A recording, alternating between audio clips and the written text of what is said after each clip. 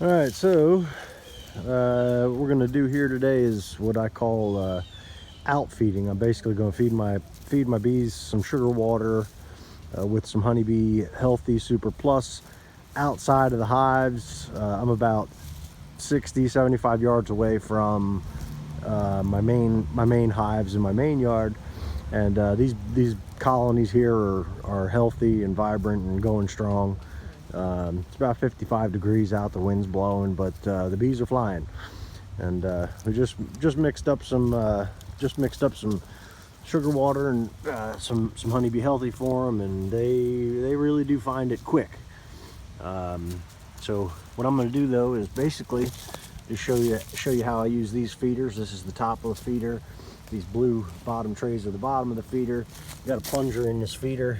You got a bee who's already trying to get in there, but you got a plunger in this feeder that when you push this plunger down, when you flip the jar over, pushes that plunger down and allows the feed out into the blue tray. So here in my bucket I've got sugar water and honeybee healthy, and I've got my pitcher that I use for filling up my feeders. We already got bees willing to sacrifice their lives to try and get to the sugar water. We're just going to give it a little stir, make sure we don't have sugar sitting on the bottom. Oh, it'll save your life. That'll save your life. There you go. Come on up. All right, and then I'm gonna try and keep everything somewhat clean. Try not to get stung here. Of course, the bees want to take over my pitcher too, though. But we're just gonna take a scoop out of here. What I should have done before I did this was, oh, that's a balancing trick. Take the top off. All right, take the top off, and we're just gonna start putting filling the jug. And you try not to lose too many bees in the process. Still a little bit warm, just because I've just mixed it up. I used warm water. One thing that's really helpful here, both from getting stung perspective and just the sticky factor, is the rubber gloves. Highly recommend keeping some disposable rubber gloves around. All right, so I fill mine right up to the top because I don't know how often I'm going to get back to them. Got some bees hanging out on my pitcher, but I want to put it back in my bucket, so I'm just going to knock my bees off, drop my pitcher back in my bucket quick, get my spoon, knock the bees off, throw it in the, we lost a couple of bees. Save the bees. Save the bees. Save the bees. All right, that goes in the bucket. Get the bees off the lid.